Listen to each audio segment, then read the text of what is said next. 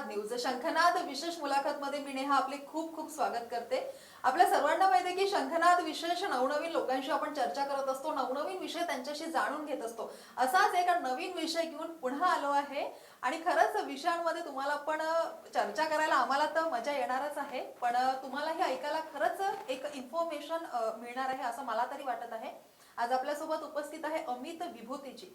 यांच्याबद्दल बोलायचं झालं तर शिक्षणाबद्दल जर आपण विचार केला तर सर मुळात इंजिनिअरिंग कंप्लीट झालेले आहे। हो बरोबर ऐकताय तुम्ही, सरांचं इंजिनिअरिंग कंप्लीट झालेलं आहे आणि त्यानंतर जर आपण विचार केला तर एक आयुष्याचा टर्निंग पॉइंट जो आपण म्हणतो की आपल्याला काहीतरी केल्यावर एक रिअलाइज होते की ठीक आहे, इंजिनिअरिंग त्यांनी कंप्लीट केलं, त्यानंतर एक कुठल्या तरी वेगळ्या विषयांमध्ये त्यांनी सखोल अभ्यास करून एक नाव लौकिक केलेलं आहे, त्या पदावर ते पोहोचलेले आहे। ज्योतिषशास्त्र आपल्या सर्वांना माहिती आहे, पण ज्योतिषशास्त्र करता थोडासा वेगळा त्याला अँगल जर आपण बघितलं तर वैश्विक दृष्ट्या खरंच खूप मोठ्या प्रमाणात त्यांचा सखोल अभ्यास आहे। आर्थिक असो सामाजिक असो काय घडणार आहे, मी तुम्हाला डायरेक्ट डिटेल मध्ये नाही सांगत कारण की आपल्याला अमितजींशी खूप छान आणि खूप गप्पा करायच्या आहे। तर आपण त्यांच्याचकडनं जाणून घेऊया की विषय काय आहे, नवनवीन चर्चा काय आहे आणि आपण प्रेडिक्शन ज्याला म्हणतो ते अमितजी कशा पद्धतीने करतात आणि फक्त करत नाही तर तो 100 पैकीचा 99% म्हणायला हरकत नाही, 100% तो म्हणजे त्यांचं सक्सेसच राहते। ते जे प्रेडिक्शन करतात, त्यांचा अभ्यास कशा पद्धतीने झाला, त्यांचा आयुष्याची एक अभियांत्रिकी करून त्यानंतर या टर्निंग पॉइंटवर ते कशा पद्धतीने आले किंवा काय त्यांना अनुभव आले, याबद्दल संपूर्ण चर्चा आपण आज अमितजीकडनं करणार आहोत। सर्वप्रथम खूप इंट्रोडक्शन दिलं सर मी आणि खरंच खूप देण्यालायक आहेच तुमच्याबद्दल, तरी मी खूप शॉर्ट मध्ये दिलं। सर्वप्रथम शंखनाद विशेष कार्यक्रमामध्ये मी नेहा आपले खूप खूप स्वागत करते। चर्चेला सुरुवात करूया। माझा पहिला प्रश्न आपण इथनं सुरू करू की अभियांत्रिकी केलं, कारण की युजली जर आपण बघितलं तर 12वी नंतर सायन्स घ्यायचं, इंजिनियर करायचं, त्याच्यानंतर एक 12 ते 5 नोकरी करायची आणि घरी यायचं, जो डेली रुटीन असतो। कारण की इंजिनियर झाल्यावर मला तरी असं वाटत नाही की कोणी या क्षेत्राकडे एकदम वळेल, तर ते धाडस तुम्ही केलेलं आहे आणि ते धाडस करता करता तुम्ही त्या पदावर आज पोहोचले आहे। तर आयुष्याचा टर्निंग पॉइंट आपण पहिले यावर विचार करू, हे कशा पद्धतीने झालं? बघा, 2-3 गोष्टी आहेत। करिअर, कुटुंब व्यवस्था, करिअर स्वतःचं, कुटुंब व्यवस्था परिवाराचं आणि एक सामाजिक भान। प्रत्येक व्यक्तीच्या मनावर कुठून ना कुठून त्यातनं निर्माण झालेल्या ज्या भावना असतात, ज्या जाणीवा असतात, ते परिणाम करत असतात आणि तुमचं उद्याचं येणारा जो दिवस आहे तो आजच्या निर्णयांवर अवलंबून असतो। मग तुमचं करिअरचा असेल, तो तुमचा कुटुंबाचा असेल, की तो तुमचं आरोग्याचा असेल किंवा सामाजिक असेल, ठीक आहे, किंवा आर्थिक असेल, तुमचे निर्णय जितके योग्य राहणार आहे तितकं भविष्य तुमचं उज्ज्वल राहणार आहे। आणि आताचं तर जग असं आहे की प्रत्येक सेकंदाला नवीन टेक्नॉलॉजी, प्रत्येक वर्षी एक आधुनिक नवीन संशोधनं येत असतात आणि त्याच्यामुळे प्रत्येक वर्षी माणसाचं आयुष्य बदलत आहे आणि याचा अनुभव मला यायला लागला आणि त्याच्यामुळे लोकांच्या आयुष्यावर होणारे परिणाम, म्हणजे एक 20 वर्ष ज्या माणसाने एका गोष्टीत काम केलं, अचानक त्याला कंपनी म्हणते की आता गरज नाही कारण नवीन गोष्टी आल्या, तू राहू शकत नाही। बरोबर। मी मेटलर्जिकल इंजिनिअरिंग केलं, मग BIT केलं, मग कम्प्युटर्समध्ये माझं मास्टर्स झालं, मी सॉफ्टवेअर्समध्ये होतो। पण झालं काय की प्रत्येक वेळेस माझ्यासमोर सुद्धा एक नवीन चॅलेंज राहायचं की एवढी मेहनत केली मी 8-9 वर्ष आणि परत मला नवीन काहीतरी करायचं आहे, ठीक आहे। आणि हे आजच्या पिढीसाठी सगळ्यात मोठं एक डेंजर पण आहे, टेन्शन पण आहे आणि खूप मोठं आव्हान पण आहे। कारण मी जे आजपर्यंत शिकले त्यांनी मला असं वाटतंय की ते अपुरं आहे आणि जे आज सुरू आहे ते मला येत नाही आहे। मग अशा वेळी करिअर प्लॅन करताना आणि आयुष्याबद्दलचे निर्णय घेताना मदत करेल काय? एक गोष्ट आहे जे मला दिसत आहे आणि एक गोष्ट आहे जी दिसत नाही आहे, ठीक आहे। तर जे दिसत आहे ते शाश्वत नाही आहे आणि जे शाश्वत आहे ते आज मला दिसत नाही आहे। बरोबर। यातला जो फरक आहे ना, त्या फरकामुळे मला असं वाटायला लागलं की याचा अशी काहीतरी गोष्ट आपण शिकलो पाहिजे की ज्याने मला थोडी तरी शाश्वती मिळेल। हे म्हणत नाही की 100% मिळेल, पण कमीत कमी मला किती तयार राहायचं आहे, कोणत्या परिस्थितीसाठी राहायचं आहे। म्हणजे ठीक आहे, लेट्स सी माझी आर्थिक परिस्थिती चांगली राहणार आहे, पण जर कौटुंबिक परिस्थिती खराब होणार आहे तर ती का होणार आहे, त्याचे कारण काय?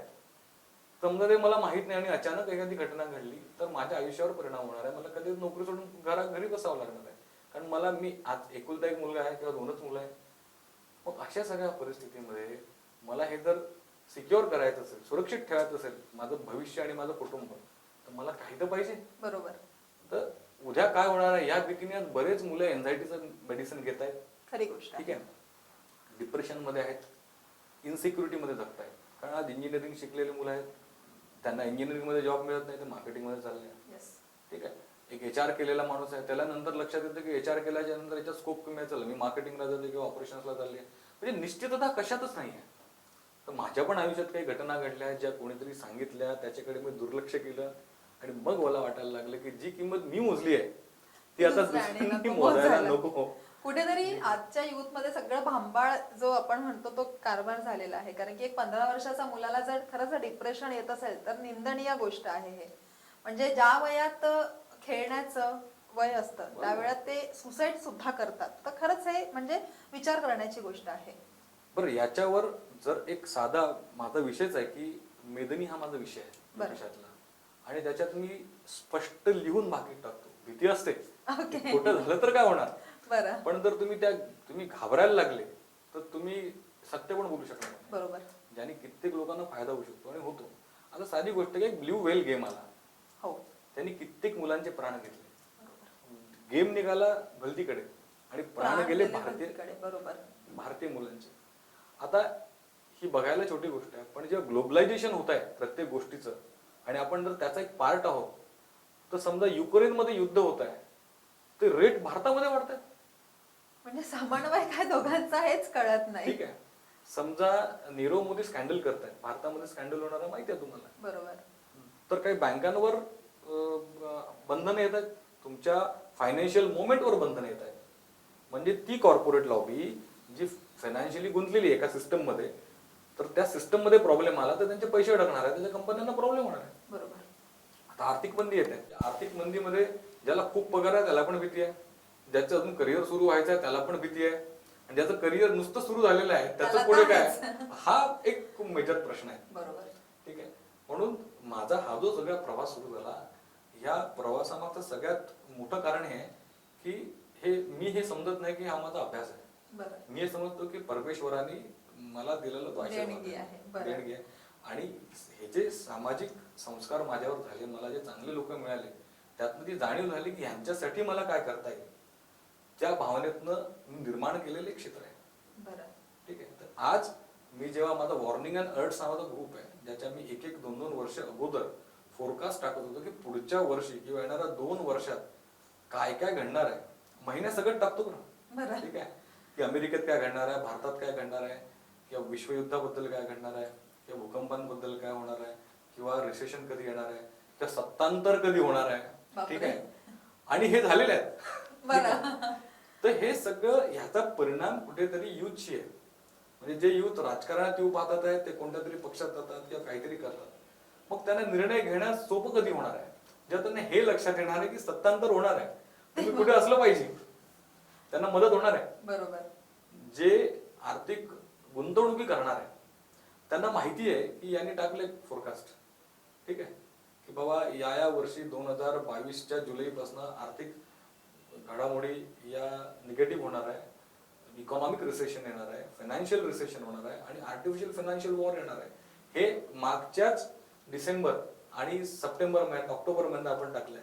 तर ह्याची मदत त्या सगळ्यांना होऊ शकते जे वैश्विक स्तराचा अभ्यास करून गुंतवणुकी करतात. मग असेच अभ्यास करत करत मी माझा प्रवास सुरू केला, राईट फ्रॉम 2009. ठीक आहे, आणि तिथपासून आपली भाकीतं आपल्या ग्रुपवर अवेलेबल आहे. अरे वा, जसं तुम्ही नुकतंच म्हटलं की जे काही तुम्ही भाकीत टाकता, ओके, तर आतापर्यंत काही म्हणजे भरपूर टाकलेले आहे, प्रश्नच नाही आहे, पण एक साधारण उदाहरण म्हणून तुम्ही आमच्या दर्शकांना काही देऊ शकता का, की जेणेकरून जसं सामाजिक असो, आर्थिक असो, मग चायनामधनं होणारा भारताला त्रास असो की कोरोनाची पॅन्डेमिक सिच्युएशन असो, यामधला काही तुम्हाला अनुभवलेला आहेत का? बरोबर आहे. 2014 मध्ये आपण एक भाकीत टाकलेलं होतं की 2016 मध्ये भारताच्या साऊथ ईस्ट रिजनला मध्ये जो देश आहे लिहिलं होतं की चायना, या चायनाचे प्रोजेक्ट जगाने बंद करावे, नाही तर जगासकट भारताने सुद्धा त्याच्यामुळे होणाऱ्या नुकसानाने तयार राहावे, ज्याच्यामध्ये असंख्य लोक मरणार आहे. Okay. असंख्य लोक मरणार आहे हे आपण त्यात लिहिलेलं होतं. ठीक आहे, हे आपण त्यावेळेस टाकलं होतं आणि त्याचे परिणाम पण आताही आपण टाकलेलं होतं just starting of this year की पैसा सांभाळून खर्च करा, वैश्विक परिस्थिती बदलणार आहे आणि याला चायना सारखे जे नेशन्स आहेत ते जबाबदार राहणार आहेत. आणि त्याच्या आधी 2020 मध्ये आपण टाकलं होतं की 2022-23 म्हणजे 21 ते 23 या पिरियड मध्ये सिव्हिल वॉर सुरू होणार आहे. आता सिव्हिल वॉर म्हणजे काय, तर भारतामध्ये जातीय दंगली सुरू झाल्या, श्रीलंकेमध्ये सिव्हिल वॉर सुरू झाली, आता चायनामध्ये बँकांना सुरक्षा देण्यासाठी रणगाडे लावले कारण लोक आले ते तोडायला. एक लॅटिन अमेरिकेजवळचा की आफ्रिकेजवळचा देश आहे, 40 लाखाची पॉप्युलेशन आहे. लोकांना ते पोलीस गोळ्या झाडत आहे पण त्या गोळ्यांनी लोक जुमानत नाही, पोलिसांना सुद्धा मारायला धावले आता. म्हणजे जी सिव्हिल वॉर लाईक सिच्युएशन आहे ते समजून घ्यायला पाहिजे की देश वेगवेगळे देश कोणत्या स्तराला जाणार आहे. ठीक आहे, तर ह्या आता हे जे येणारे पुढचे 3-4 वर्ष आहे त्याच्यापैकी येणारं पुढचं वर्ष आणि 24 हे तर अजून जास्त थोडं भयावह आहे.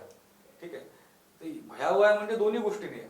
तुम्ही चांगलं जर देऊ शकले, लोकांच्या गरजा समजू शकले आणि ते प्रॉडक्ट आणि ती जर तुमच्याकडे सर्व्हिस असेल तर तुम्ही मालामाल होणार. आणि जे तुम्ही आता करतायत आणि जर ते भविष्यात जर ती इंडस्ट्रीला धोका राहणार आहे, त्याचं कंझ्युमर कमी होणार आहे, तर ती इंडस्ट्रीला प्रॉब्लेम आहे. मग तुम्हाला समजून घ्यावं लागेल की कोणत्या इंडस्ट्रीला इश्यू आणि कोणत्या इंडस्ट्रीला नाही आहे.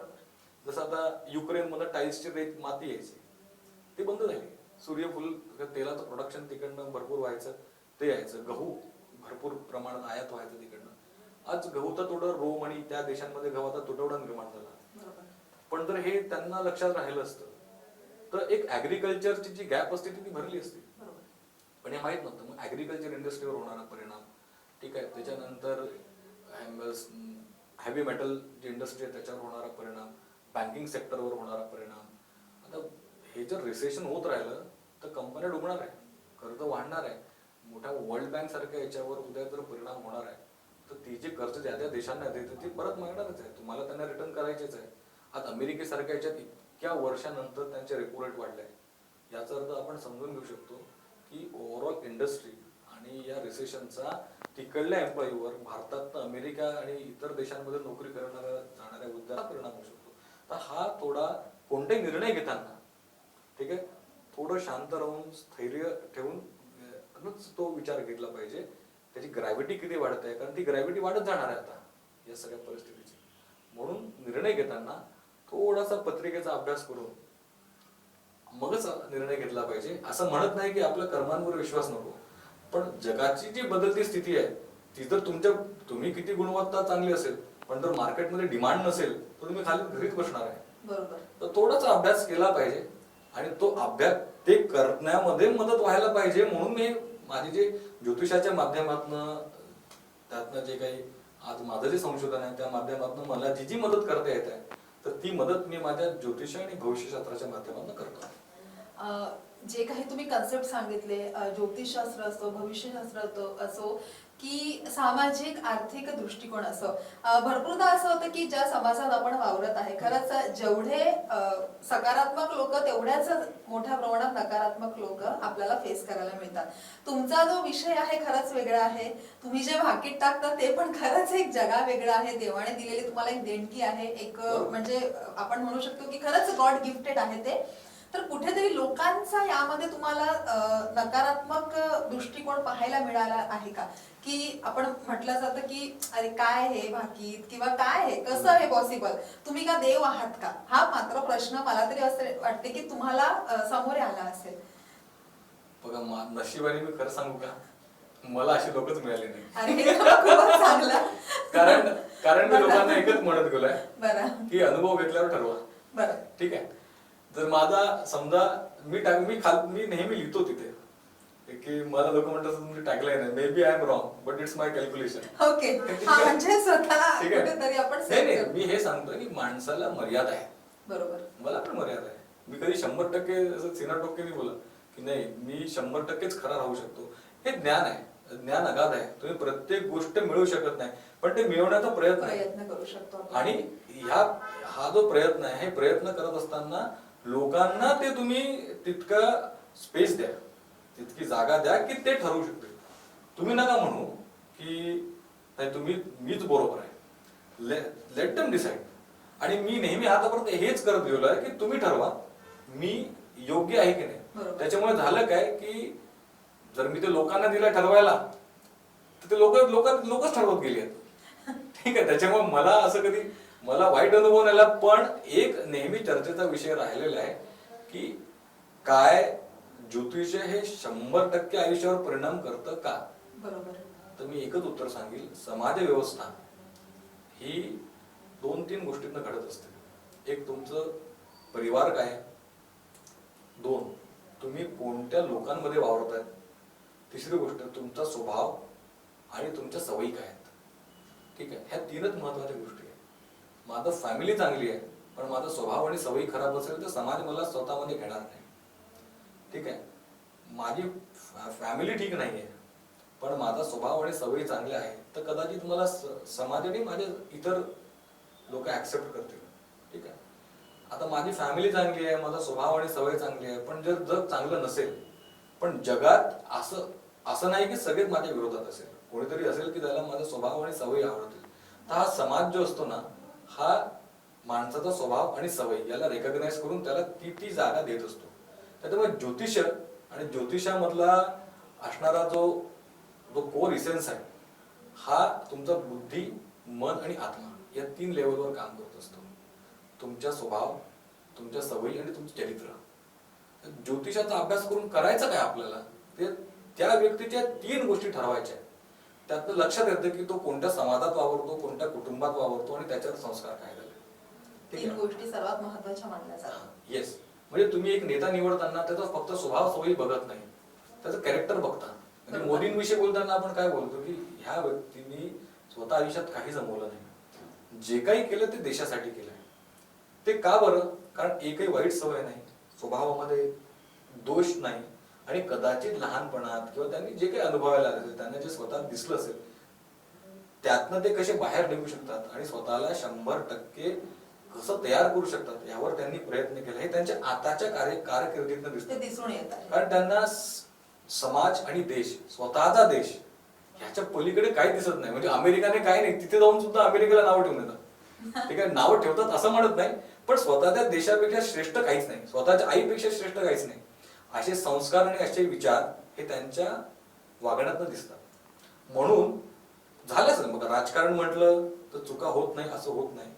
प्रत्येक गोष्ट प्रत्येकाला कळत नाही, पण बाय द टाइम ते इम्प्रूव्ह करत गेलाय. मग अशा खूप नेते, अटल बिहारी वाजपेयी असेल किंवा महात्मा गांधी असेल, ह्यांनी ते संस्कार आणि स्वतःच्या सिद्धांतांचे ते कठोर राहिले. तर पत्रिकांचा अभ्यास कसा असतो, ज्योतिषाचा अभ्यास, तर ज्योतिष जेव्हा आपण ज्योतिषाचा अभ्यास करतो तर त्या अभ्यास करताना त्या व्यक्तीचं सराउंडिंग काय आहे, त्याचं कुटुंब काय आहे, त्याचा स्वभाव काय आहे, त्याचं सवयी काय आहे आणि त्याचं व्यक्तिमत्व काय आहे, हे मात्र महत्वाचं असतं. आणि जर आपण असं म्हणतो की ज्योतिष 100% आहे की नाही प्रभावशाली, तर आपण म्हणतो 70 ते 80% नक्कीच आहे. कारण कुटुंब आणि तुमचं स्वतःचा स्वभाव, सवयी आणि चरित्र हे 80% आहे. आणि जे 20% आहे, ठीक आहे, त्या 20%वर ज्योतिषाचा कमाल नाही, कारण ते समाजाकडनं मिळालेलं असतं, जे बाहेर घडणाऱ्या परिस्थितीमुळे असतं. लेट्स से तुम्ही खूप चांगला सिंगर आहे आणि खूप सप्लाय आहे सिंगर्सचा, तर तुम्हाला 1000 रुपयाचं काम मिळेल. पण आधीच्या काळात आशा भोसले, लता मंगेशकरच्या काळात एक्सपोजर नव्हतं बायकांना, आहे की नाही. मोठ्या प्रमाणात पत्रिकेत खूप चांगला सिंगर होण्याचा योग होता आणि मार्केटमध्ये डिमांड होती आणि सप्लाय कमी होता. बरोबर. त्याच्यामुळे त्यांना ते मग पत्रिका बघताना मेदिनी बघावं लागतं की मार्केट काय राहणार आहे प्रत्येक क्षेत्राविषयीचं, आणि ही व्यक्ती जिच्यामध्ये ही पर्टिक्युलर क्वालिटी आहे. आता क्वालिटी आहे पण जर तिला स्वतःच कलाच विकता येत नसेल तर तिला किंमत अर्थ नाहीये. मग ते तिला सांगावं लागतं की येणारं मार्केट असं आहे आणि या मार्केटमध्ये असे चेंजेस होणार आहे, तुझ्यामध्ये हा गुण आहे पण या गुणासोबत तुला स्वतःला या क्षेत्रामध्ये विकसित करावं लागणार आहे, तेव्हा तुझ्या त्या कलेला प्रॉपर किंमत मिळणार, कुठेतरी महत्व येणार. बरोबर. म्हणजे आपण कला आहे पण जर स्टेज मिळालाच नाही तर त्या कलेचा काही अर्थच नाहीये. आज मिळून घ्यावं लागतंय. तेच ना, आज म्हणजे कधी कधी असं होतं तुम्ही हिरावून घ्यावं लागतं की बाबा हे मेरा आहे, हे मला येतं असं. त्याच्यामुळे 100% जरी नाही तरी 80% ज्योतिषाचा रोल हा प्रत्येकाच्या आयुष्यात आहेच. म्हणजे खरंच सरांच्या तुमच्या गोष्टी ऐकून तुम्ही सांगितलेला तुमचा अनुभव ऐकून खरंच आज नवनवीन गोष्टी म्हणजे आज शिकायला मिळालेल्या आहे आणि जे काही तुम्ही भाकीत टाकत आहे पुढे अजून काय करणार आहे, कशा पद्धतीने तुमचा अभ्यास सुरू आहे? बघा, आता आपण पर्टिक्युलरली जो आपण अभ्यास केला तो पहिले नैसर्गिक अभ्यासात नव्हता. त्याचं कारण होतं की माझी इंडस्ट्री आहे, एक समजून घ्या माझी फर्टिलायझर कंपनी आहे. एक काम आलं होतं माझ्याकडे की ते काम असं होतं की आम्ही इतकं प्रोडक्शन करायचं की नाही करायचं, करायचं की नाही करायचं हे एक साधा प्रश्न आहे. पण केलं आणि वाया गेलं तर त्या एम्प्लॉईवर गदापिडा येणार. आणि ज्यांनी सप्लाय चेन मॅनेजरने सांगितलं की इतकं प्रोडक्शन करा, इतकी डिमांड आहे, त्याच्यावर गदापिडा येणार. बरोबर. मग त्याची पत्रिका सांगताना मला मेदिनीचा अभ्यास करावा लागणार नाही की नाही? Yes. मग तिकडनं हे सगळं अभ्यास सुरू झाला की त्या एरियामध्ये कंपनी टाकायची का, तिथे काही भूकंप येऊ शकतो का, तिथे नैसर्गिक आपत्ती येऊ शकते का. यांनी ऍग्रिकल्चरल झोन म्हणून तिथे मी तर फूड प्रोसेसिंग इंडस्ट्री टाकली, पण उद्या पाऊसच पडला नाही, तिथे उद्या उत्पादन झालं नाही तर ट्रान्सपोर्टेशन दुसरीकडनं आलं, ट्रान्सपोर्टेशन कॉस्ट वाढणार आहे. या सगळ्याचा क्युम्युलेटिव्ह स्टडी करायला लागलो. असे जेव्हा प्रोजेक्ट माझ्याकडे यायला लागले आणि असे जेव्हा मी प्रोजेक्ट घ्यायला लागलो तेव्हा मला हळूहळू हा अभ्यास मी सुरू केला आणि जेव्हा सुरू केला त्याचे चांगले परिणाम मिळायला लागले. मग मला असं वाटलं आता चला आपण निसर्गाचा अभ्यास केला, भूकंपाचा अभ्यास केला, वादळांचा अभ्यास केला. तो अभ्यास करत असताना मी केदारनाथ विषयी मला लक्षात आलं की जर तिथे काही इंडस्ट्री असेल तर त्याला प्रॉब्लेम होऊ शकतो. त्याच्यानंतर मग मला असं लक्षात यायला लागलं की राजकीय परिणाम म्हणजे जेव्हा भारतामध्ये म्हणजे आंदोलनं झाली, महागाई वाढली, रिसेशन वाढलं, मग 7, 8, 9 मध्ये नोकऱ्या गेल्या लोकांच्या, तर लोक करिअर प्लॅन करताना काय मदत मिळू शकतात, सुसाईड्स झाले, काही न्यूज झाल्या करिअर रिसेशनमुळे. पण ते मनाला फार वाईट वाटलं. म्हटलं मग आता हा अभ्यास केला पाहिजे की ज्यांनी लोकांना निर्णय घेण्यात मदत होईल. आपण ज्योतिषाचा मग ह्या दृष्टिकोन तिथे विकसित केला. मग तिकडनं आपण टाकत गेलो. मग तिकडनं जी 16 मध्ये नोटबंदी झाली त्याचं भाकीत आपण 1 वर्ष आधी टाकलं. सत्तांतर होणार होतं 2013 मध्ये, त्याच्याविषयी भाकीत टाकलं. ठीक आहे. त्याच्यानंतर नीरव मोदी स्कॅम आला, त्याच्याविषयी आपण भाकीत टाकलं. तर असे भाकीत आपण टाकत गेलो जे सामान्य माणसाच्या आयुष्यावर परिणाम करतात. आणि आता परत पुढे येणारे जे राहणार आहे त्याच्यामध्ये कारण आपण मागच्याच सप्टेंबर, ऑक्टोबर आणि डिसेंबर या 3 महिन्यामध्ये विश्वयुद्धाविषयी पण आपण भाकीत टाकले होते आणि जानेवारीमध्ये ते डेटच डिक्लेअर करून टाकले होते. कारण विश्वयुद्ध होणार म्हणजे आज आपण ग्लोबल आहोत. भारत आहे ग्लोबलायझेशन मध्ये सगळे देश आहेत आणि भारत पण त्याचा एक भाग आहे. खूप मुलं बाहेर जातात, खूप मुलं बाहेरने येतात, एक्सपोर्ट इंडस्ट्री आहे, इम्पोर्ट इंडस्ट्री आहे. सगळं अर्थकारण हे वैश्विक स्थितीवर अवलंबून आहे. बँकिंग डोमेन आहे, फायनान्शियल्स आहेत. मग अशा वेळी तुम्हाला त्याचा अभ्यास करणं फार गरजेचं आहे. त्याच्यामुळे आता पुढे आणि जे टाकलं ते खरं होत पण आहे, तर ह्याच्यानंतर पुढे त्याचा अजून सखोल आणि डिटेल्ड स्टडी जो प्रत्येक माणसाला त्याचं करिअर चॉईस करताना, त्याचे फायनान्शियल इन्व्हेस्टमेंट करताना, मग ते ट्रेडिंग असेल, मग ते इन्व्हेस्टमेंट असेल, मग ते रिअल इस्टेट इन्व्हेस्टमेंट असेल, ठीक आहे, किंवा ते एज्युकेशन प्लॅनिंग असेल, किंवा ते राजकीय प्लॅनिंग असेल. म्हणजे राजकारण हे खूप मोठा आज भारतामध्ये ऑफिस पासनं, शाळेपासनं तर गल्लीपासनं दिल्लीपर्यंत प्रत्येक जण म्हणतं मेरे ऑफिस में ना पॉलिटिक्स आहे, मेरे स्कूल में पॉलिटिक्स आहे. त्याला हे कळत नाही की पॉलिटिक्स आहे की नाही, पण त्याला माहिती माझ्यावर अत्याचार झाला म्हणजे राजकारण आहे. बरोबर. म्हणजे प्रत्येक व्यक्तीला वर परिणाम करणारे जे राजकीय क्षेत्र आहे त्यावर सुद्धा आपण अजून सखोल भाकीत टाकणार आहे. नक्कीच आम्हाला पण वाट राहणारच सर पुढे. आज आपण अमितजीकडनं खरंच नवनवीन गोष्टी जाणून घेतलेल्या आहेत. त्यांच्याकडनं भाकीत हा सगळ्यांसाठी नवीन विषय होता. पर्सनली माझ्यासाठी पण हा नवीनच विषय होता की काय असतं भाकीत टाकणं. किंवा आतापर्यंत आपण म्हणतो की ज्योतिष हे फक्त राज बघतात, किंवा आपण भरपूरदा असं पण म्हणतो की जी आपली रास आहे त्यावर आपलं काहीतरी नाही पण 40-50% तरी अवलंबून असतं. कोणाची रास चांगली असतं, कोणाची वाईट असतं, कोणाची स्ट्रॉंग असतं, कोणाची वीक असतं. तर खरंच म्हणजे विषय नवीन होता, कन्सेप्ट नवीन होत्या. एक आर्थिक सामाजिक दृष्टिकोनातून एक नवीन याला रूप देण्याचं काम सरांनी केलेलं आहे.